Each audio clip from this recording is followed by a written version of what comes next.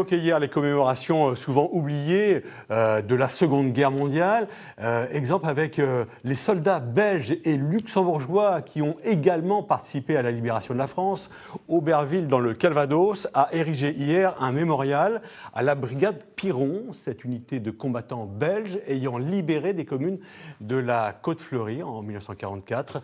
Un moment d'émotion, 80 ans plus tard. Maud Pierru et Bastien Audelan. Août 1944. 2 mois après leurs frères d'armes américains, britanniques et canadiens, les Belges débarquent en Normandie. Sous les ordres du major Jean-Baptiste Piron, 2200 hommes libèrent les villes de la Côte-Fleurie. 80 ans plus tard, les vétérans sont de retour pour une cérémonie d'hommage. C'est magnifique pour nous les Belges, de dire que vous n'avez pas oublié. Je crois que c'est ça l'essentiel. Rien qu'à voir l'insigne de la brigade. Eh bien, les Normands savent qu'on représente la brigade Piron qui a libéré le pays, c'est de la Côte-Fleurie. Et ça, ils n'ont pas oublié. C'est formidable, formidable.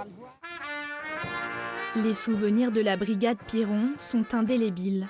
Le 17 août, l'opération Paddle débute.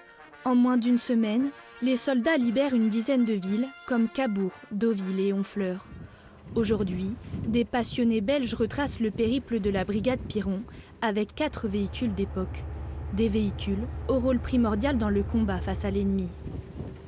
Dans la mesure où la brigade Piron est une unité motorisée, c'est une unité de cavalerie qui a pour mission d'avancer rapidement pour prendre du terrain, faire des reconnaissances.